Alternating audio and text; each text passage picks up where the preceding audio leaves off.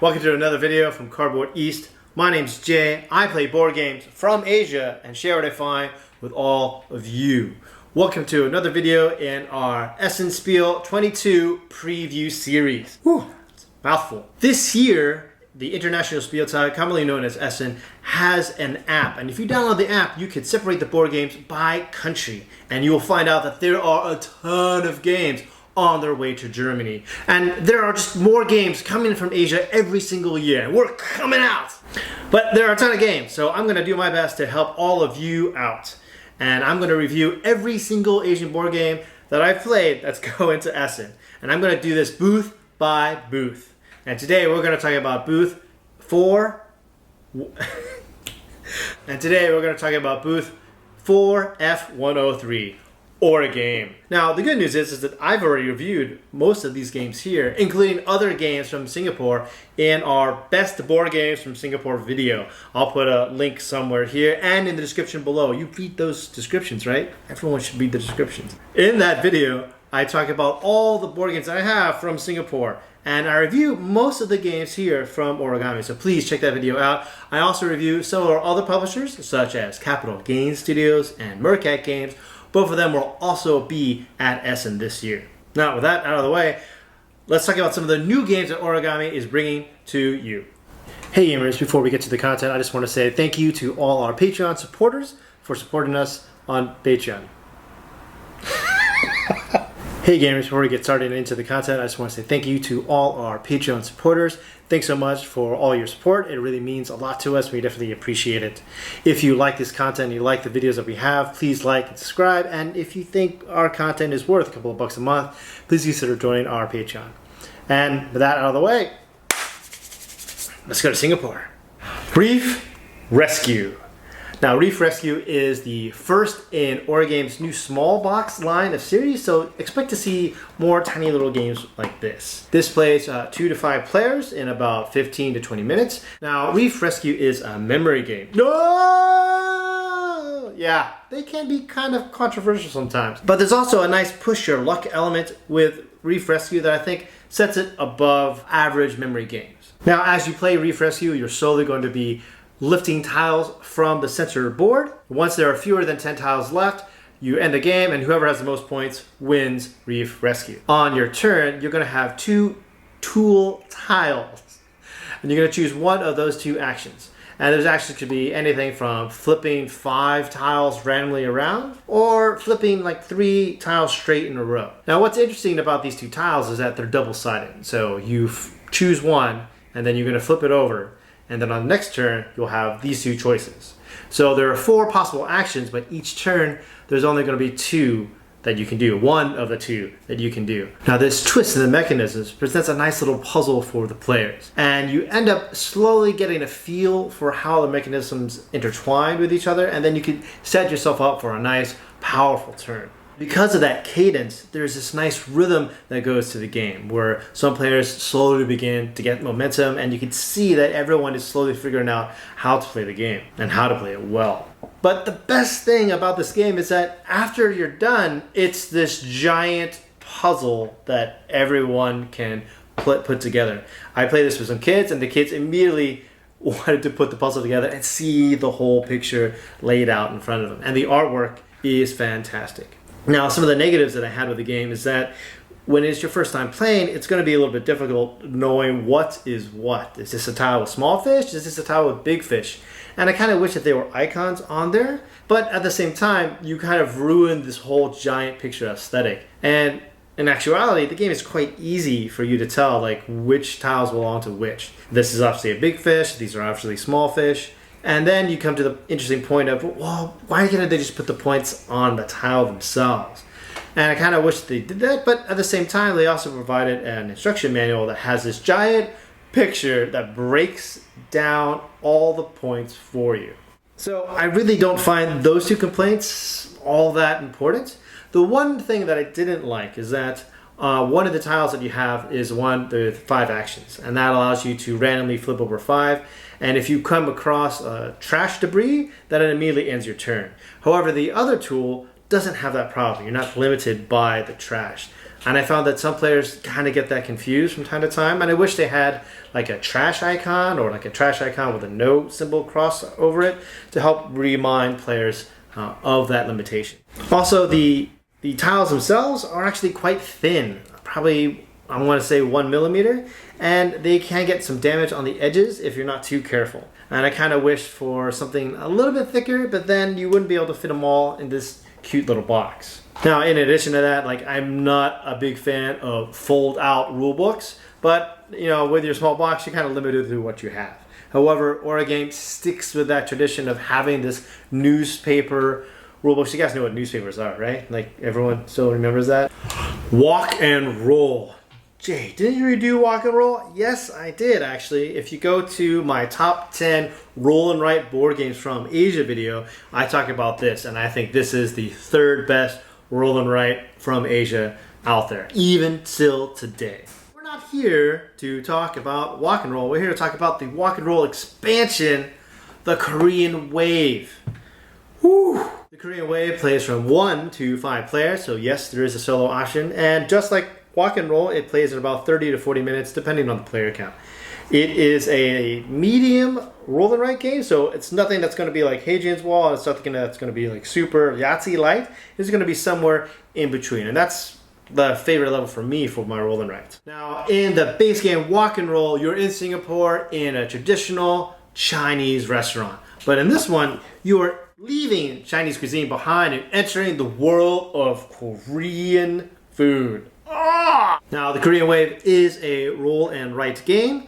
You are doing set collection as you're rolling dice and slowly picking up the ingredients to cook certain dishes. The game is also very combo driven. During the gameplay, you can unlock special skills and be able to pull off some pretty major combos, allowing you to score multiple dishes at the same time. Now, I'm not going to go too much into how to play the Korean Wave. If you want to see that, definitely check out my Wok and Roll video. You can see the Singapore video that I mentioned before, where I talk about roughly 20 games from Singapore, or you can see my top 10 video, where I talk about Wok and Roll in a lot more detail.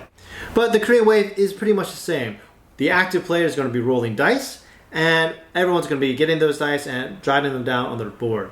Now, what's going to be a little bit more different is that this is actually quite better than, I guess, your average game of Yahtzee, because everyone gets to use the dice that one player rolled.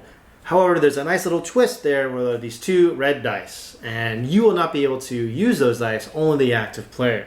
And that means that every single round of gameplay, you're active and you're involved in what's going on. So every time someone's playing the dice, that's going to give you something. You're never going to have a dull moment in the game. Now, the Korean Wave is a little bit longer than Wok and Roll. Wok and Roll ended when there were 3 dishes. This one ends when someone has completed 4 dishes. Now, right away, the one thing I want to address is that when you open this game up, like, you could definitely see that Origame kind of learned all its lessons from Wok and Roll and incorporated some of the things that they wanted to change into the Korean Wave. So if you're a solo gamer, now there's a solo track for you to keep track of all the rounds. Now, one of the cool things about the games is that you can name your restaurant, and in the Korean Wave, it gives you a large amount of space for you to write your name as opposed to Wok and Roll. In addition to that, it also has a note up on top of the board to remind you when the game ends and gives you a nice proper circle to show off your score. Now, the biggest difference from the Korean Wave and Wok and Roll is that the boards are so colorful. Lots of colors and lots of pictures. Now, one of the things that I loved about Wok and Roll is that it looks like a very traditional Chinese restaurant menu. If you go to restaurants here in Asia, you'll find that some of the menus are just like that big, and they're just lists of characters, and then you check how many of each one that you want. Really small, really efficient. However, there's also this other train of thought where you walk into a restaurant and the menu is on the wall and everything has a picture. So if you're curious how one dish looks, you just look at the wall and then you see it. And that's what the Korean Wave does. You get to see all of these amazing dishes from Korea. And these are the actual signature dishes of the cuisine. You get to see bulgogi, seafood pancake, and of course, kimchi. Probably my favorite addition to this game is the addition of a tech tree. I found that really interesting, and how you can kind of choose your own path and slowly get to the last bottom skill, which is going to score you a ton of points. And in addition to that, in the Korean Wave, they have something called the overstock mechanism. Now, typically what happens in roller rights is there's a lot of set collection. People roll dice and, oh, triangles rolled, I collect triangles. And then once you fill up your meter, every time you get another triangle or apple or whatever it is, that doesn't help you out anymore. And you're kind of stuck and it's a wasted roll for you. Not in the Korean Wave. In the Korean Wave, there is this very cool overstock meter. And every time you overstock on a particular dish, you get to check more and more, and you get more and more points. So you're rewarded for finishing these tracks as opposed to being punished. Great addition to the gameplay. Now, in addition to that, just like how Wok Roll had 2 boards of the beginner and advanced, well, so does the Korean Wave, except they're a little bit more cute and they kind of bleed into the theme, and they call it the traditional menu, and you can upgrade it to the more modern menu. And yeah, the technologies are a little bit different from the traditional menu where it's very simple and straightforward to the modern menu where it's a lot more complicated and you get that fantastic tech tree. I don't really have many negatives about this because I loved Wok Roll and the Korean Wave is just as fun, if not more so. There are a few problems that I did have is that on the modern menu, there is one pantry icon that lets you get a recipe book, and it's only one icon on the entire board, and I just feel that's kind of weird. Why just have that one icon? Why not just give kimchi or just a skill? But outside of that small thing, maybe they should have included pens, because this is just the boards and that's it. There are no pens, there are no dice, no nothing else. So I can see that some people will be kind of iffy on getting that. At the very least, I would have liked some more pens, because the pens that I have in my Wok Roll are getting kind of smudgy. Now, those are all very small complaints. Overall, I think this is a very, very good roll and write. If you're asking me which menu I like more, I think I'm gonna go with Korean Wave because I dig kimchi, man. Now, you may be wondering, Jay, can I fit all of these in the same box? And no, you can't. You won't be able to fit these. These are both packed to the gills. Now, there are enough boards in here for 5 players. If you play the game only with 2 people, you could take 2 boards from here and 2 boards from here and fit them in this box. AlphaBeasts Attack! AlphaBeasts is a very light card game, word game. Yeah, that's a thing. It is now anyway. It plays 2 to 5 players in about 30 minutes or so, and it's cooperative. So if you're not a big cooperative player, then maybe this isn't for you. But I think this is actually a really good word game that's worth checking out. AlphaBeasts Attacks is all about 2 things: scars and brains. Yeah, that's right. In AlphaBeasts Attacks, you'll be getting scars, a lot of scars, and you will be harvesting brains. Not human brains, brains of aliens that have come down to attack Earth that are oddly shaped like the Roman alphabet. Now, each round in AlphaBeasts Attacks, you're going to be attacked by these pretty cute but oddly disturbing aliens that are shaped like letters. And you're going to have some in your hand as well. And you're going to be forced to make words with these letters. Now, you need to make a word using all the letters in your hand, as well as some of the letters that are on the table. However, at the end of the round, people are going to review all the words and talk about the words that they've had. And if one card from either their hand or from the center of the table was not used to make a word, then that immediately becomes a scar. And if the scars equal to twice the number of players, then you lose the game immediately. And you can get lots of scars pretty quickly. So now comes the question of, how do you get brains, Jay? Now, those cards that you did use to make words will go to the bottom of your player board, where you will harvest the dead bodies of these aliens. Now, this is where the set collection comes in. If you get a run of 5 different colors, or you get 4 of a kind of the same color, then you could trade those in and access your other mini deck. And in that deck, you'll find more tools that will help you make words, or you'll find brains from these aliens that you'll put on the brain track. And you get enough brains and you win the game. But you gotta do that before you get all the scars. Now, there's a lot to like about AlphaBeasts Attack. And one of the things that I love most is that it is not Scrabble. Now, what do I mean by that? Now, in Scrabble, you need all the letters to make that word. So if your word is ribbon, then you need R-I-B-B-O-N. But not in AlphaBeasts Attacks. You could just have an R, B, and an N, and ribbon is your word. Now, that shouldn't make a difference, but it does, because it adds a lot more flexibility to the gameplay, and that makes it a lot more approachable for our younger gamers. Now, while it is a cooperative game, there are limitations to where you can't tell people what cards are in your hand, so you can't really help people out with the words that they're making. But there are tools in the game that help you fight these aliens off.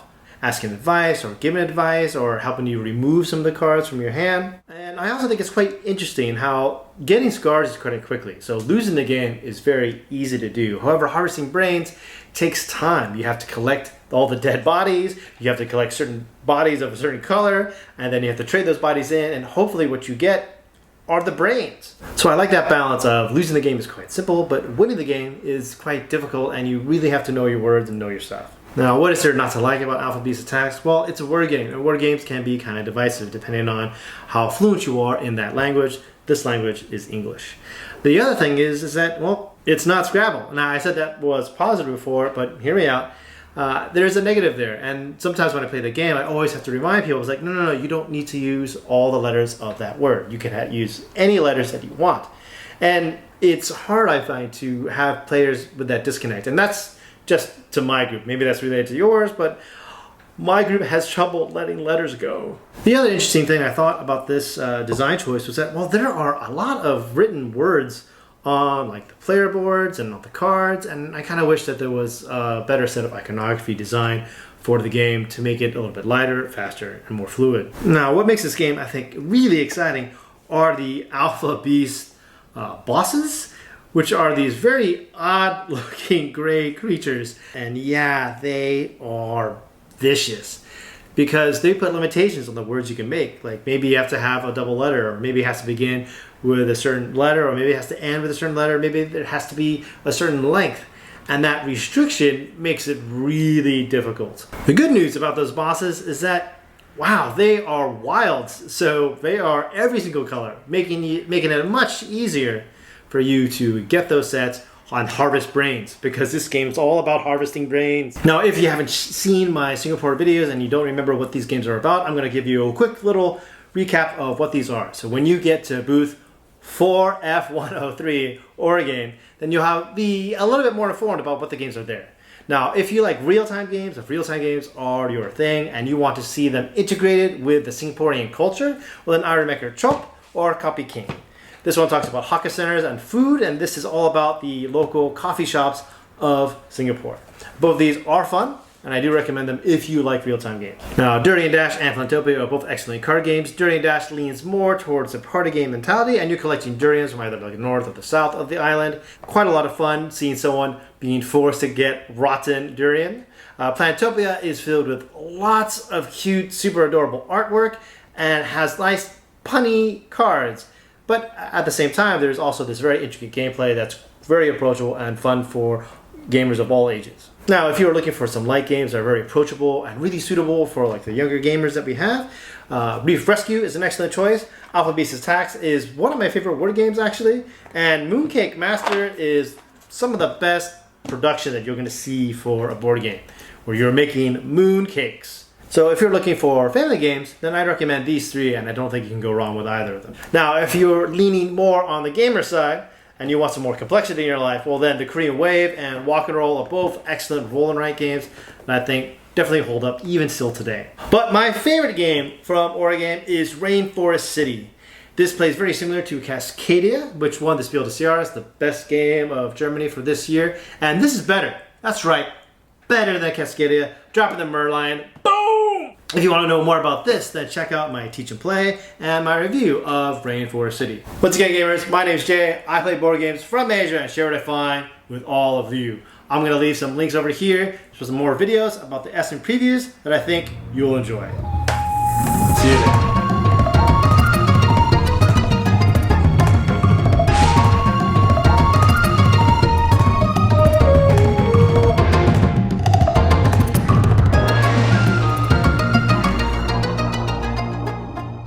I'm dropping the sea lion. Boom! Isn't it Merlion?